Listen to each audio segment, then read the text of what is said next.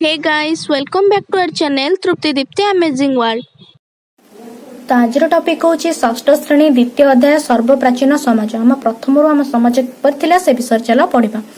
गोटे विद्यालय जड़े शिक्षक केतक छात्र मानक नहीं गोटे संग्रहालय को गले। संग्रहालय देखिले से गोटे कोठरी भितर विभिन्न पत्थर को काच बक्स मध्य सजा रखा जाइछि। तो आपको देखिए विकास सार को पचारा सार साधारण पत्थर गुड़िक एभली जत्न सहित रखार कारण कौन। यह शुणी शिक्षक कहले आज को प्राय 15 लाख वर्ष तले बण मनीष सदृश नृबानर आदिम मानवर उत्पत्ति होता। कौन कहले ना आज को प्राय 15 लाख वर्ष तले माने 15 लाख वर्ष पूर्व बण मनीष सदृश बण मनीष पर देखा भाया नृबानर मानकर आदिम मानवर सृष्टि होता। नृबानर माने आम मांकड़ पर देखा जाउथिले। तो आम आदिम मानवर उत्पत्ति होइथिले। सेमानकर बुद्धि केवल एतिक थिला जे सेमाने केवल खाद्य संग्रह करबे और निजको सुरक्षा देबे एते पर्यंत ही तांको बुद्धि सीमित रहउथिला। सेमाने भोकदार रक्षा पाइबा पई सेमाने कोन करथिले विभिन्न जीवजंतु को मध्य मारिकी तांको कंचा मांस खाउथिले। माने धर देख गोटे स्थान रे रहुथिले से स्थान रो खाद्य अभाव देखाले से माने आ गोटे स्थान को मध्य चली जाउथिले। याको कोन कहंती गोटे स्थान रहिले जदी छाडी के आ गोटे स्थान को जीवा कहंती जाजाबर जीवन को कहंती। तो बुझिला। तो से वस्त्र व्यवहार मध्य जान नथिले। जो आमे वस्त्र पिंचु से व्यवहार जानि नथिले। तो तेणु से लंगड़ा होई बोलथिले। कथा कही शिखा जान नथिले। से कौन कथा मध्य कहवा जान नथिले। तो विभिन्न ठार बा संकेत माध्यम रे मनर भाव को से प्रकाश करथिले। कौन जंदे मुक गोटे तार मनर भाव को प्रकाश करने पे ठार देखौजे से ठार बा संकेत को व्यवहार करथिले। एहीपरि जीवन यापन जाजाबर जीवन यापन करी ता पक्षे कष्टकर बा विपदपूर्ण थिला। कौन ए जो जाजाबर जीवन यापन करिबा तांको पई कष्टकर आ विपदपूर्ण थिला। एठी गोटे स्थान रही कि ताकू छाड़ी कि खेटी फलमूल न देखा गले आ गोटे स्थान को जीवा एठी तांको पई कष्टकर थिला ना नहीं। तो से कहले ये देख मनुष्यर क्रम विकास केमती घटी। प्रथम से एमती थिला तापरे एमती नईकी चलला सीधा हला तापरे सीधा चलला तापरे पत्थर गला एन सब तार अस्त्र शस्त्र चेंज हला। देखि पछ ना नहीं चल ए विषय पढ़ा। आमे से निज जीवन को सुरक्षित करने पत्थर को व्यवहार करथिले। से जेतले निज को सुरक्षा करुथिले से कहा साहाय्य नउथिले पत्थर साहाय्य को ही नउथिले। से बहुत दिन धरी पत्थर को ही तांकर नित्य व्यवहार जिनस रूपे व्यवहार करथिले। तांकर प्रधान अस्त्र थिला पत्थर। तेणु ए जुगरे तांकर पत्थर अधिक व्यवहार हेतु से जुग को प्रस्तर जुग मध्य कहला।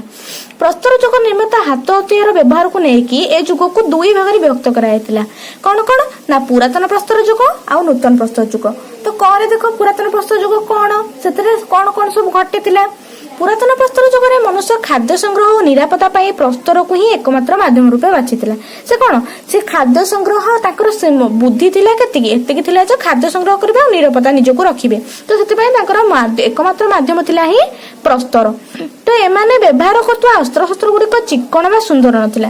ए जो अस्त्र शस्त्र गुड़िक व्यवहार करथिले से गुड़िक सुंदर बा चिकण नथिला। तेणु ए जुग को पुरातन प्रस्तर जुग कहला। जेहेतु ए जो अस्त्र शस्त्र गुड़िक पुरातन माने चिकण बा सुंदर नथिला सेति कौन कहला पुरातन प्रस्तर जुग कहला।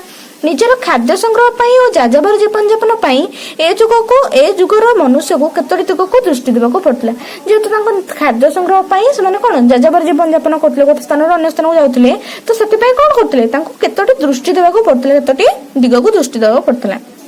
प्रथम से कौन दौले ना जो स्थान से किसी समय रहुले से अंचल फलमूल और शिकार अभाव देखागले से स्थान छाड़ी अन्य स्थान को चली आसुले।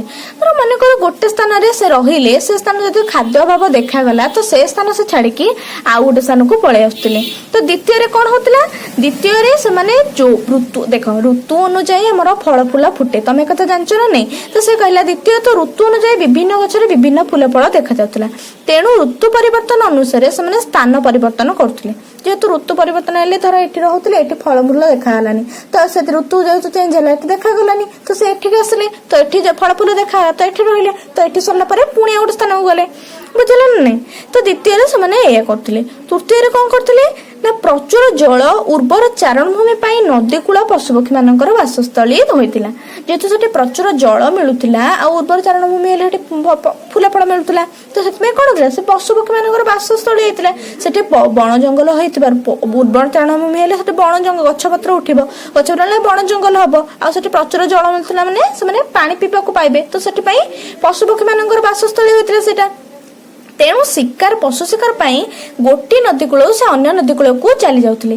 तांकर तबे मुख्यतः वासस्थल कोठ थिला ना नदी कूल थिला तांकर वासस्थल। से ए नदी कूल छाड़ी के आ गोटे नदी कूल को जाउथिले। बुझिला तो तांकर हाथ हथियार किपर थिला चालो पढ़िबा।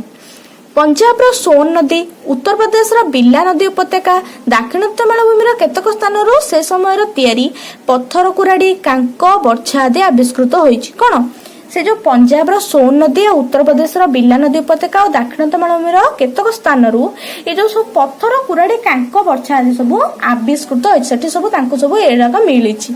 एगुड़िक से खोलिबा काटिबा छेचिबा और शिकार करने कार्य व्यवहार कर अनुमान कराए। कौन करते ये सब किसी जिन खोलिबा कि काटिबा छेचिबा शिकार करने एगुड़ा सब व्यवहार करते। अस्त्र शस्त्र गुड़िक व्यवहार करते।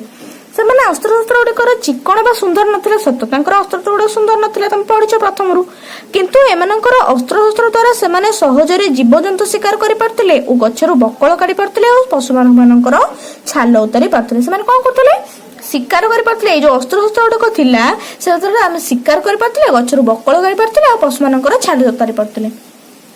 परवर्ती समय से एक शक्त पत्थर संधान पाइले। जो खोलिबा छेचिबा काटिया से कौन होले गोटे शक्त पत्थर संधान पाइले। तो सेटा को छेचिया घसीबा और छेचिया सब व्यवहार कले।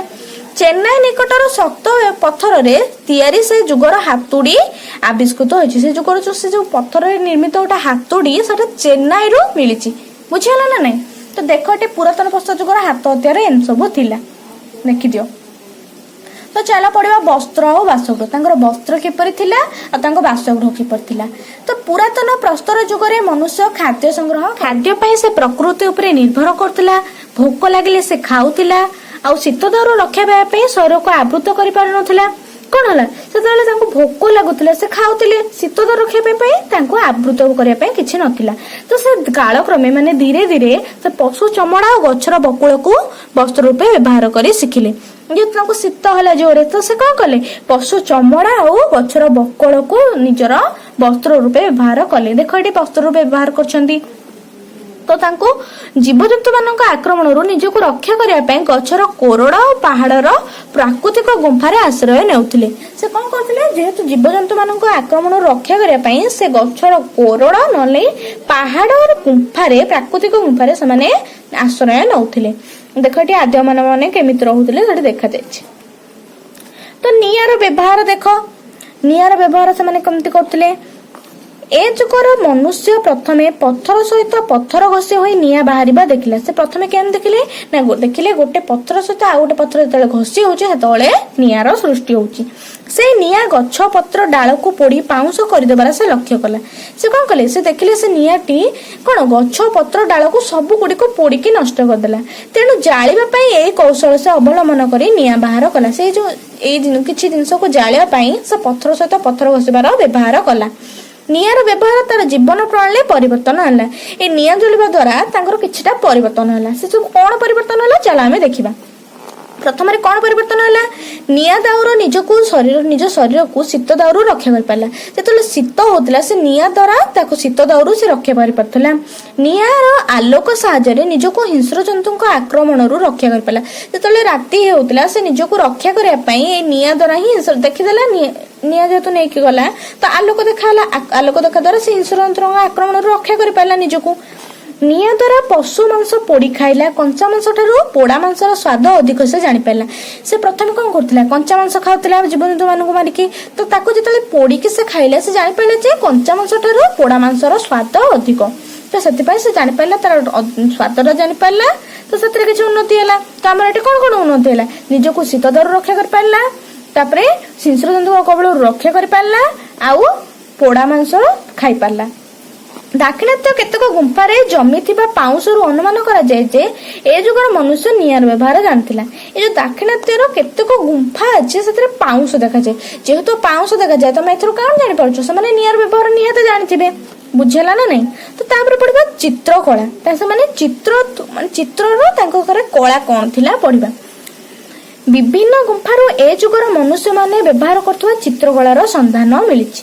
से जो गुंफारे से माने रहुथिले तांको से मनुष्य मानकर व्यवहार करथुवा चित्रकला से जो व्यवहार करथिले तार संधान मिलिछि। फ्रांस, स्पेन, इटाली, जर्मनी विभिन्न गुंफा और पहाड़ रे विभिन्न पशुपक्षी, बलगा हरिण, धावमान बण मईसी इत्यादि चित्र मान अंका जाइछि। कौन अंका ना पशुपक्षी, बण बलगा हरिण, धावमान बण मईसी ए सब आंकर सब चित्र अंका जाइछि। तो ओडिशार गुड़हांडी, विक्रम खोल, माणिकमड़ा, जोगीमठ इत्यादि पहाड़र यही चित्रकला देखा मिले।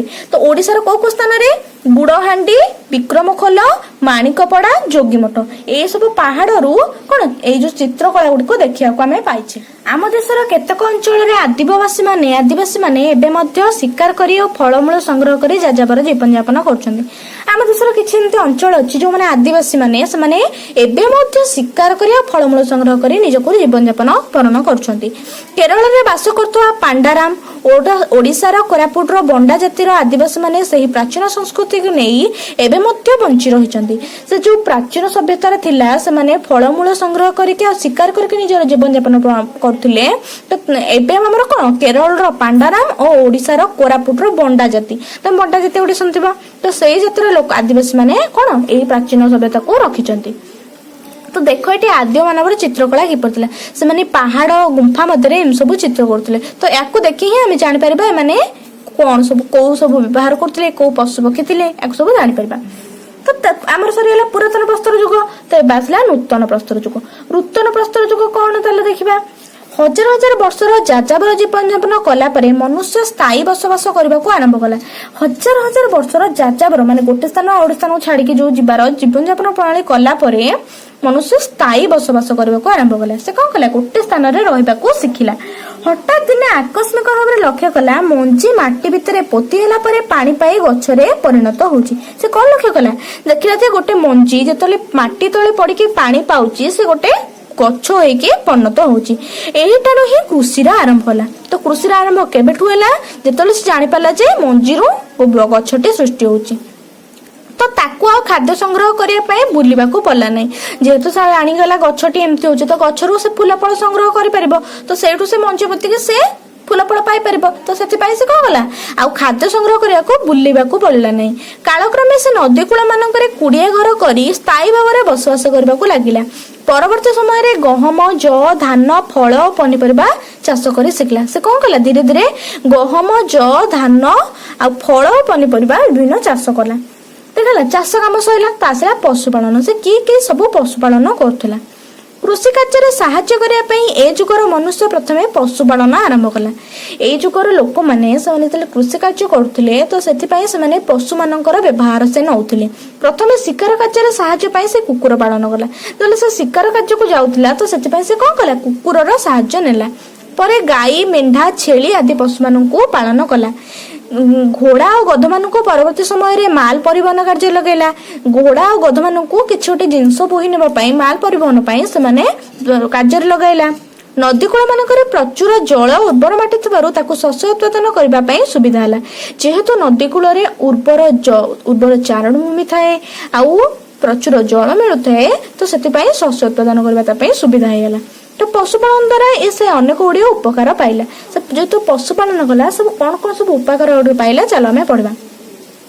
पशु मान पाउथुवा क्षीर और मांस को खाद्य रूपे व्यवहार कला। से जो छेली, मेंढा, गाई यांकु सब पाइला सबठू क्षीर और मांस सब पाइला। पोशाक प्रस्तुत पाई पशु चमड़ा और मेंढार लोम व्यवहार कला। से जो मेंढा लोम को निजर पोशाक प्रस्तुत व्यवहार कला। गध, घोड़ा और बलद मान माल परिवहन व्यवहार कला। पशु मान गोबर को सार रूपे कृषि क्षेत्र में व्यवहार कला।